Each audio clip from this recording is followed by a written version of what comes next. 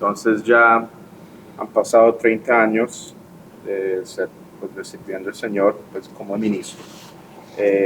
¿Cómo te sientes?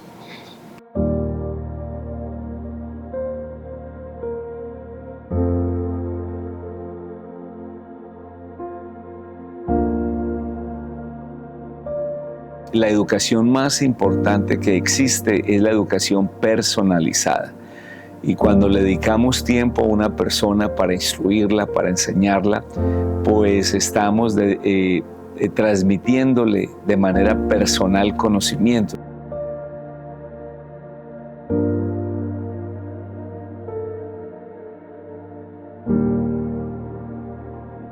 O sea, es que una iglesia es un milagro. El nacimiento de la obra de Dios es un milagro porque comienza contra todo pronóstico.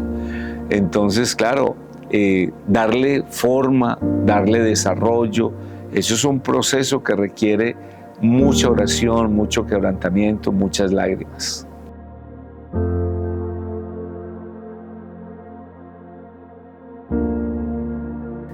Nunca se para de aprender. La persona que considere que no tiene más que aprender, pues yo creo que necesita reenfocarse, porque todos los días aprendemos cosas nuevas. Usted puede pararse en un puente y ver correr el agua, y si va al día siguiente, esa agua que está viendo pasar debajo del puente parece que fuera la misma agua, pero ya no es la misma agua. Así que todos los días se aprenden cosas nuevas.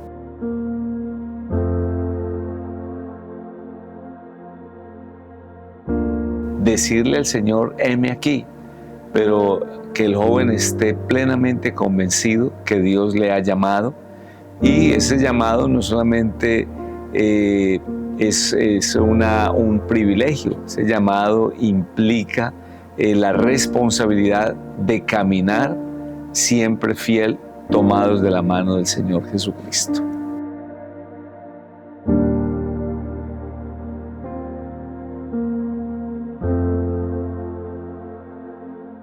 Recuerdo mis días en el campo, sobre todo jugando con mi hermana Margot, mis padres ocupados en la labranza, en el cultivo del café, y nosotros como niños inquietos, con algunas responsabilidades.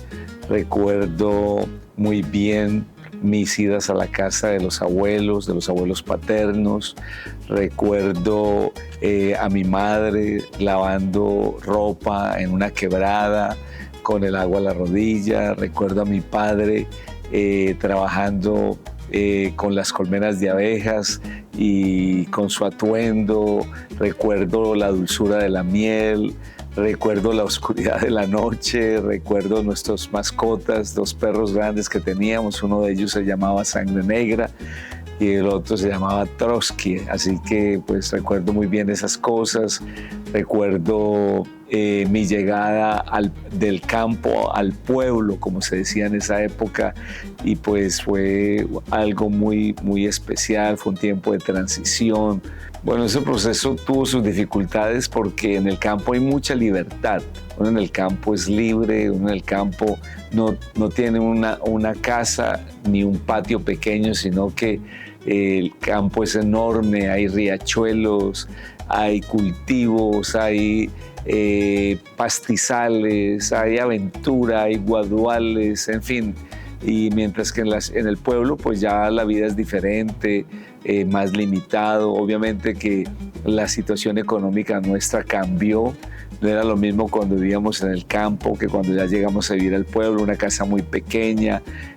No teníamos ningún artículo suntuoso, solamente lo necesario.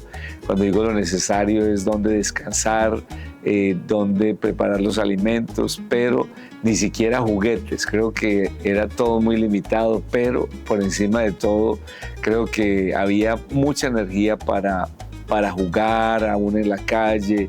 Al frente había un colegio que era una normal de monjas, y a veces nos sentábamos allí a jugar por los pasillos. En fin, tengo recuerdos muy bonitos de esa época, aunque fue muy diferente al campo. Bueno, Carlitos, esto es para saludarte y que estamos muy contentos y siempre orando al Señor, pidiéndole que te dé ricas bendiciones tanto a ti como a tu esposa, y que sean muy felices, que nunca se aparten del Señor. Y cada día obtengan más y más bendiciones de Él. Estamos todos muy contentos aquí, siempre orando por ti, lo mismo que tú ores mucho por papá y tu mamá y por todos. Es lo único que te pido, que sean, que tengan buena salud y bueno, que Dios los bendiga a ti también. Bueno, mi abuela materna pertenecía a la Iglesia Pentecostal Unida de Colombia. Mi abuela vivía en Tuluá, Valle. Yo lo que recuerdo es que cuando yo iba a Tuluá, siempre íbamos a la iglesia cristiana. Mientras que cuando estábamos en el pueblo, en Caicedonia, no íbamos ni siquiera a la iglesia católica, porque mi padre, aunque se identificaba como un católico, él no era un practicante de esa religión. Pero mi abuela sí era una mujer muy devota, muy dedicada, entonces yo empecé a ir desde niño. Siempre que yo llegaba a Tuluá, mi abuela me llevaba al culto. Entonces, y a medida que fui creciendo, ella fue su requisito para yo irme a Tuluá era que yo debía ir a la iglesia. Cada que venía de visita de Tuluá a Caicedonia, ella procuraba enseñarme una historia de la Biblia. Y yo recuerdo muy bien que me enseñó de esos personajes bíblicos que cobraron como se hicieron parte de mi imaginación. Ella me inspiraba y me hacía como enamorar de ellos.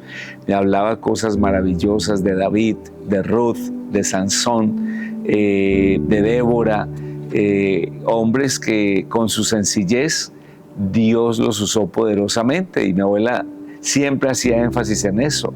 Ella me decía Carlitos, ella decía Carlitos, recuerda que Dios te puede usar a ti poderosamente. Cuando mi abuela fallece, yo vivía en Nueva York. Recuerdo que ese día, pues primero muy impactante. Lo segundo, yo quise viajar a Colombia. Yo tenía ya, creo que podía haber viajado, pero pues de pronto no habían recursos suficientes. Entonces, pero sí me impactó bastante. Sentí como dolor, pero no lo dimensioné. Yo creo que uno no dimensiona la muerte de un abuelo en el momento, sino progresivamente, a medida que uno va avanzando en la vida, es que uno se va dando cuenta de lo importante que ese abuelo o esa abuela ha sido para uno.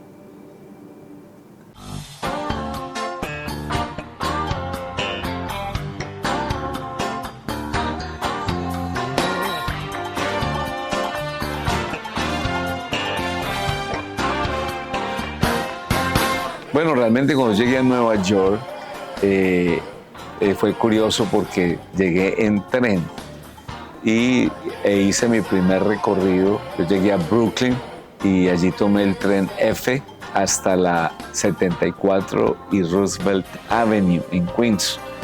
Y pues era como un sueño lo que vi en postales, ahora lo estaba viendo con mis propios ojos, y lo que antes veía en filminas, ahora estaba recorriendo esas calles. Así que, no sé, fue raro porque no sentí realmente un cambio brusco. Es como si yo hubiese estado preparado para vivir en Nueva York. Mas, sin embargo, lo curioso sí fue en el año 93, cuando regreso a Colombia. Entonces, ahí creo que fue el choque, fue al revés, porque entonces ahí sí descubrí lo pequeño que era mi pueblo, lo pequeño que eran sus calles, y eso sí me impactó, porque yo vi como, cuando yo entré a Caicedonia, yo vi como las calles pequeñitas, las casas como bajitas, me parecía que todo se había perdido su tamaño. Entonces creo que fue como a la inversa.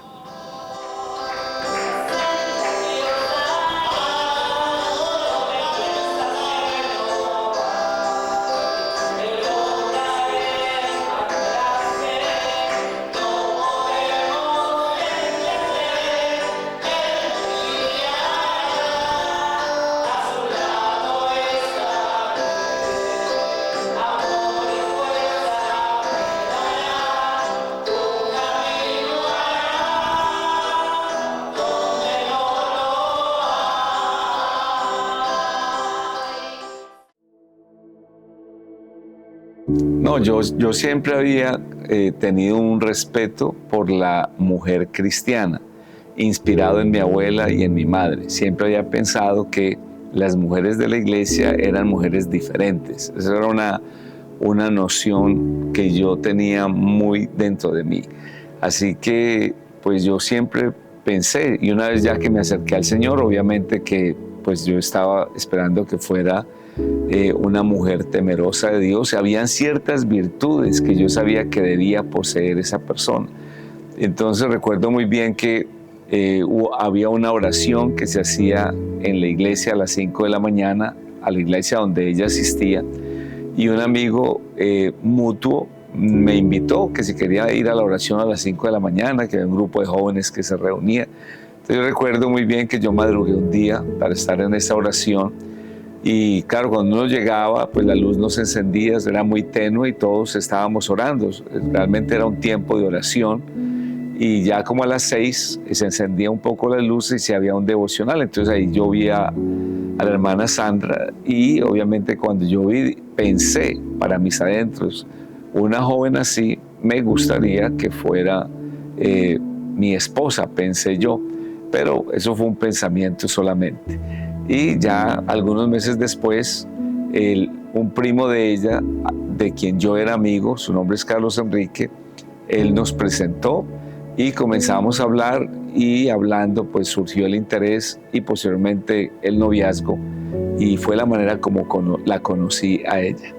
Así que cuando empezamos a hablar, y una amistad más especial, eso fue en agosto del año de 1987. Y ya nos casamos en agosto de 1988, un año después. Así que creo que es como el tiempo que a veces es necesario dejar pasar para poder llegar a ese momento del matrimonio.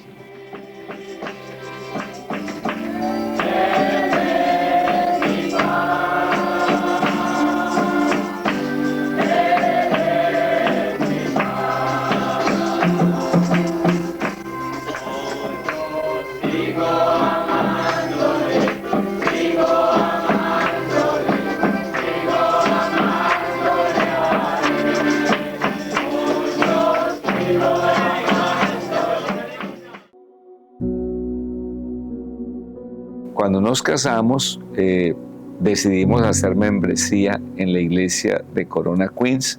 Allí tuve la oportunidad algunas veces de hablar con los jóvenes, pero realmente nuestro servicio comenzó cuando, junto con mi esposa, en el año de 1990, decidimos apoyar la naciente obra de la Iglesia Pentecostal Unida de Colombia, que se iba a abrir en los Estados Unidos, y sobre todo pues también allí en Nueva York.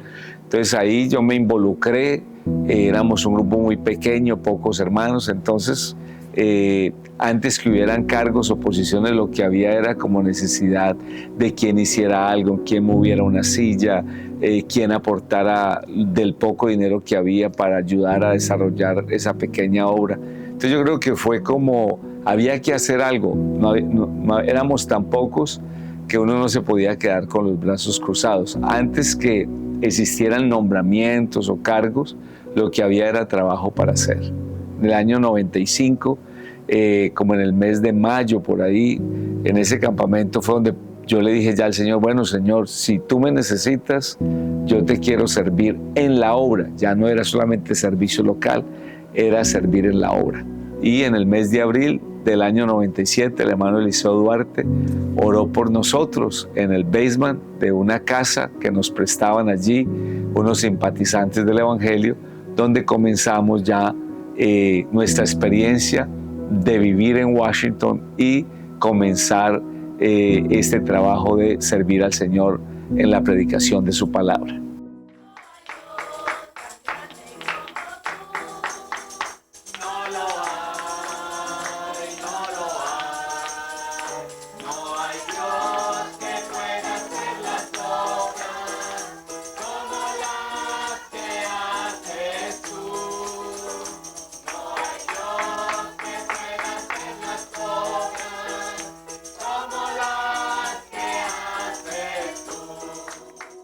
Los retos, muchos, fueron muchísimos retos económicos porque no hay economía. Recuerdo que mi salario en Washington eran $50 semanales, eso era lo que recibía de salario. No teníamos un local donde congregarnos, no teníamos nada. O sea, es que una iglesia es un milagro. El nacimiento de la obra de Dios es un milagro porque comienza contra todo pronóstico. Entonces, claro, darle forma, darle desarrollo, eso es un proceso que requiere mucha oración, mucho quebrantamiento, muchas lágrimas. La iglesia de Washington había desarrollado, ya era una iglesia que contaba con más de 40 hermanos bautizados en el nombre de Jesús. Teníamos músicos, teníamos alabanza. Ya la iglesia local era autosuficiente, ya pagaba el sostenimiento del pastor, no recibía ayudas del Fondo Nacional, por el contrario, ya éramos una bendición al Fondo Nacional de la iglesia. Teníamos ya un fondo pro templo. Recuerdo que yo comencé un proyecto pro templo y empezamos a ahorrar para comprar un edificio. Así que la iglesia era una iglesia saludable, era una iglesia de casi 100 personas que nos congregábamos los domingos allí. Y cuando nos dicen que nos van a trasladar para la Florida, pues también fue un momento muy difícil, creo que fue doloroso.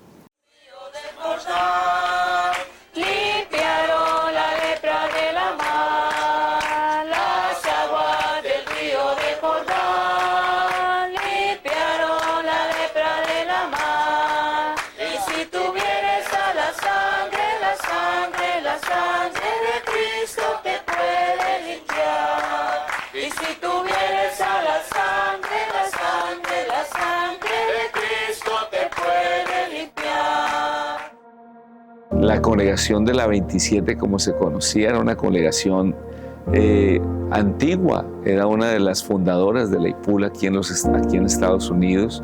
Era bien reconocida, con hermanos ya maduros, hermanos, ya era una iglesia y con muchos retos, obviamente. Y claro, yo tenía 36 años cuando llegué a pastorear esta congregación y siempre daba temor porque pues hay mucha expectativa, pero creo que pues no sé, el Señor nos ayudó, nos dirigió, nos dio gracia con los hermanos nos recibieron muy bien, nos aceptaron. No, el día que nos posesionaron aquí en la 27 pues fue un día triste y alegre. Triste porque de Washington vinieron algunos hermanos que nos acompañaron. Es que es una mezcla de tantas cosas, porque traer la mudanza, es como pasan tantas cosas en tan poco tiempo que a veces tú no alcanzas a descifrar. Yo creo que tuvo que pasar un tiempo para uno darse cuenta de cuánto uno amaba a los hermanos en Washington y cuán difícil es el proceso de la adaptación, porque aunque los hermanos en la 27 fueron muy especiales, ese proceso de adaptación también fue difícil para nosotros y supongo que quizás para los hermanos también, tener un pastor joven, otra dinámica, otra manera de ser. Creo que es un tema que es complejo para todos. Bueno, aquí realmente hemos visto la mano de Dios de muchas maneras. Hemos visto primero que se ha cumplido esa labor de anunciar el mensaje. Segundo, se ha podido establecer una congregación. Tercero, han podido salir familias al campo ministerial que hoy están trabajando, hermanos que fueron líderes aquí, muy queridos, muy apreciados, que un día estuvieron con nosotros. Ver a muchos de nuestros jóvenes que siendo niños, cuando llegamos a pastorear esta congregación, hoy son hombres, son mujeres, adultos, y están aquí perseverando, caminando con el Señor. Los hermanos que un día éramos jóvenes, ya hoy somos ancianos y pues estamos todavía con esta antorcha encendida y esperando la manifestación gloriosa de nuestro gran Dios y Salvador Jesucristo. ¿Quién irá abriendo caminos? Es una bendición haber pasado estas 3 décadas de servicio al Señor. Creo que Ha sido una bonita experiencia, ha sido una vida, porque realmente ya han quedado 30 años de nuestra vida atrás, pero yo creo que ha sido importante, ha sido satisfactorio y pues nos resta es continuar. No sabemos cuánto tiempo más vamos a estar en esta tierra, pero nos corresponde seguir caminando con el Señor Jesús. O ese niño que está solo sin hogar, esperando que alguien le ame. Oh, hombres de valor, necesita a Dios, necesita a Dios. Hombres de valor, esforzados, hombres de valor, que cumplan promesas, que sigan la ruta trazada con la mirada en su Salvador.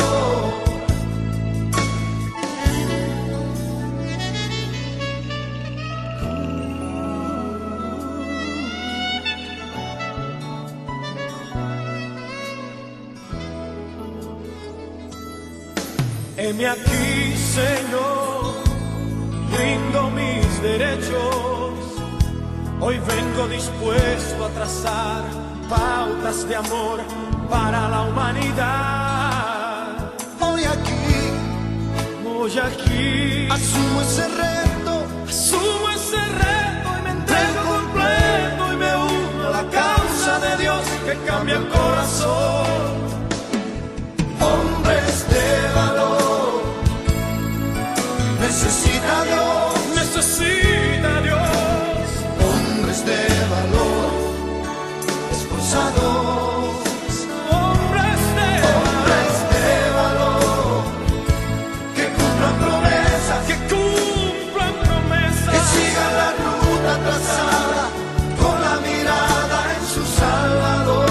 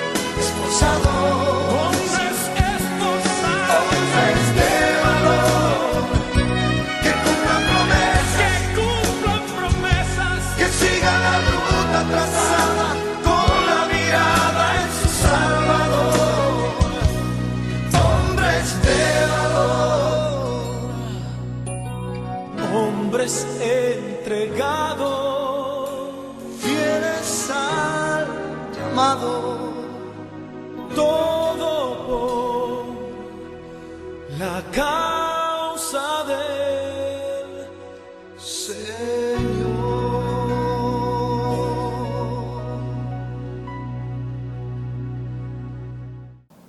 Good job. Bueno, eso está largo.